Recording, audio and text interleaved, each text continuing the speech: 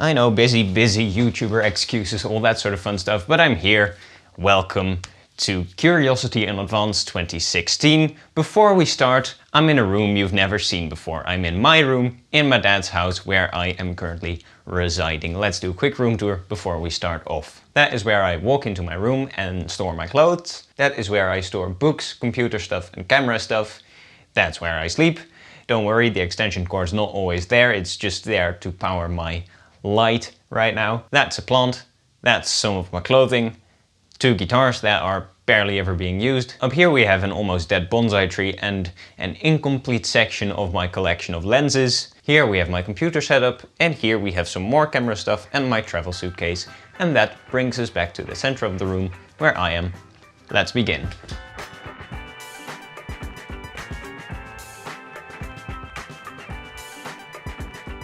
So hello people of YouTube, it has been a while, but welcome again to Curiosity in Advance, the 2016 edition.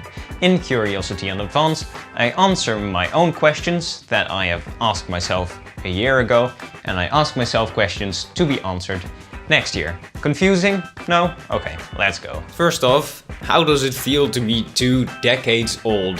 Sounds like a very big and scary number to me. I know it doesn't mean much age, but still, 2 decades. How does it feel? Is your hair going grey yet? Yeah, let's start off with a slightly awkward one, shall we? The 2 decades thing is not that much of a problem. It's just numbers. 20, I really don't care that much. But the grey hair thing, funny story. I actually have a tiny bit of grey hair poking through there, which, yeah, that's fun. I'm only 20 and it's starting already, but you know, if it's getting more and more grey in the next year or 2, then I'm just gonna dye it entirely grey, probably, because I don't want to walk around all patchy. That's just a bit, weird. Next question. Where did you end up doing your internship last semester? You're busy arranging that now and you're trying to get something in London. So did you end up in London or did you go somewhere else? No, I did not end up going to London for my internship. Stuff went a bit south there. Instead, I stayed in Norway, which was really, really lovely. I did my internship in Oslo at a very nice company with very, very nice colleagues, and I had a just really good semester and a really nice internship. So all worked out perfectly fine. You started playing piano last week at Cygnus Place. I mean, it sounds like you're hitting a brick against the keys, but do you still play piano? Is it going any better? Do I still play piano? No, I do not. I wish I could say that I did, but I haven't really been playing a lot of piano last semester, and this semester I just plain simply don't have a piano within sort of the space where I live, so no, I can't really even practice right now. But I want to pick it up again. I definitely want to pick it back up. So if at some point in the future I have a piano within walking distance, then yes, I will start playing piano again. But not right now. I've asked you about the internship in London, but this is, if it's alright, your last year in university. Do you have any plans for after university? I mean, I know that at the moment I really want to live in London when I'm done studying. So is that still a thing? Is that still the plan? Are you gonna live in London or do you have any bigger concrete plans? Again, a question about London, which is kind of funny because I'm not as passionate about London as a city anymore as I used to be. But I do still really want to live in London, just doesn't necessarily have to be right after I finish university. The way things are planned right now, can't use 2 hands because I have my nose here, but the way things are planned right now, I want to move in with Signe when she starts university after summer next year, which means I will hopefully have finished university and start doing some form of work, which is kind of scary. And yeah, move in with her, which is probably going to be in Norway. So yeah, kind of excited for that, also kind of scared for that, because, you know, it's the future, and you never know what the fuck's gonna happen. I'm just checking my notes, because I wrote down a lot of answers for this question. I actually have a lot more than I just said. I am doing a lot of freelance work at the moment, which is kind of cool, like freelance editing jobs and videography jobs. A little bit of photography I'm starting to do as well, which is kind of nice. And I'm saving up for better equipment. I really want to start using, I've said this before, but I want to start using my 600D as a backup camera and move to something like a Sony Alpha like 6,500, if that's possible, in like the next 6 months, which I think it might be, which is kind of exciting.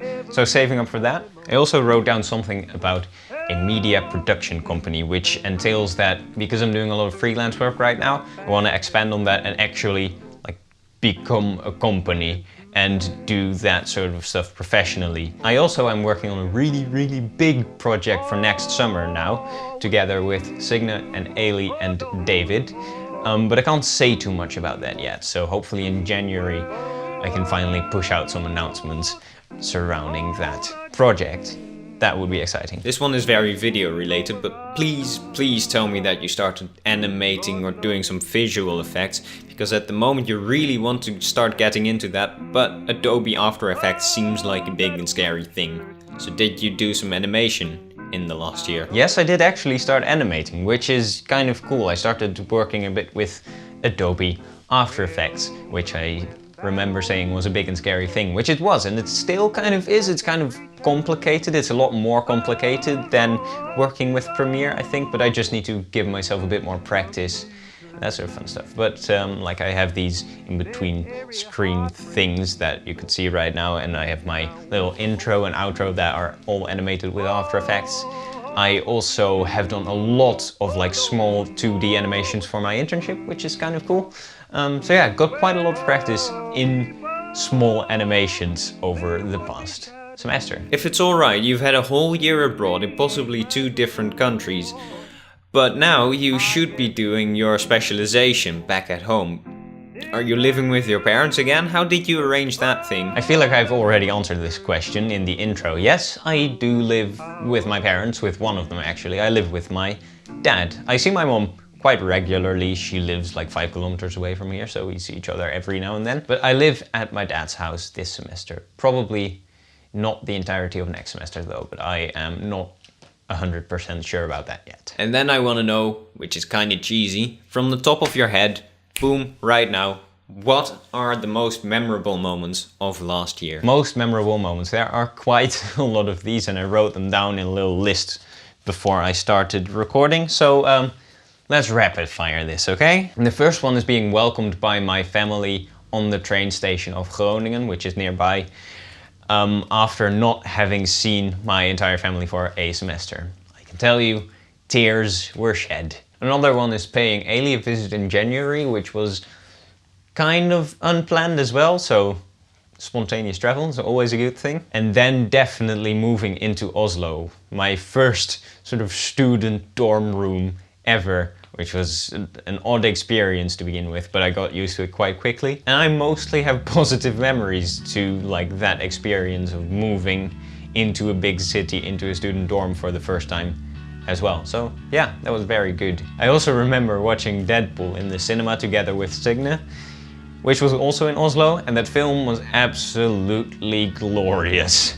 So if you haven't seen Deadpool yet, here's just a quick film tip. Go and watch Deadpool. Another one from Oslo was visiting Hovedøya with my sister Renee, because it was kind of odd and unexpected. Not the visiting itself, that was expected of course. My sister was staying with me for a week in Oslo, and we just were looking for some activities to do. But Hovedøya is an island not even like 100 meters out of the coast of Oslo. So you are surrounded by city, like capital city, so busy, noise, buildings, cars and that sort of shit. But you are on an island that is solely nature, which is very, very weird and a bit impressive as well. So definitely that one as well. Very, very memorable. Learning to snowboard. Big one. I'm not a big sporty guy, but snowboarding was a lot of fun and went quite alright for the first time. There is of course a lot of Norway stuff in here because I've been in Norway for an entire year. But getting up at 3 AM to watch the sunrise midsummer at Verdens Ende was very, very fun as well. Verdens Ende means the world's end, and it is a bit of south coast in Norway from which you can't see anything but sea really. That's why it's called the world's end. Now we're skipping to summer and to the week before summer in the city, when I stayed with George for an entire week, and that was just incredible fun. And it was so nice to get to know George a lot better than I've known him before, even though we've sort of known each other for, I'd say, 3-ish years via YouTube and Twitter and stuff. Actually spending some time together was just really, really great. Then summer in the city itself. I have one particular memory about this that stands out above all others and isn't particularly positive, so prepare for that. Hashtag relatable and stuff. I got a lot of anxiety before heading off to a YouTube party in the O2, and I ended up not going because I just couldn't get myself to it. I was awful. And well, as things go with anxiety and ending up not doing stuff, I was very, very angry at myself for not ending up going and missing out on that opportunity, because I did see it as a really big opportunity that I skipped out on.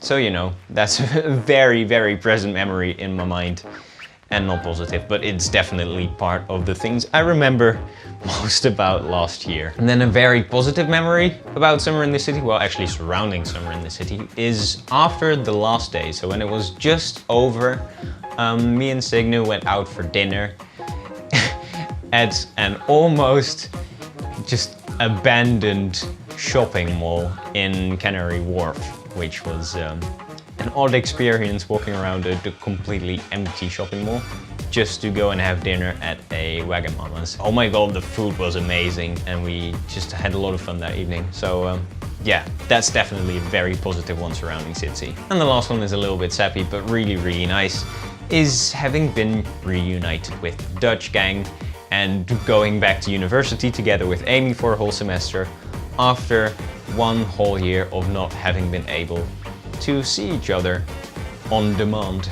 So yeah, that's a very good one as well. Which wraps up the answers to the questions of last year, and that brings us to the questions for 21-year-old Tom. First one, did you graduate university? If yes, what are you doing with your life?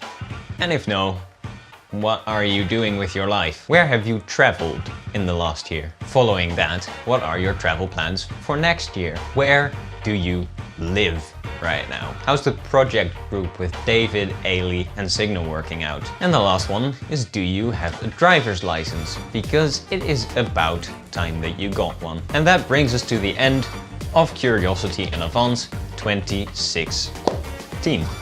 Thank you very, very much for watching. I hope you enjoyed this video.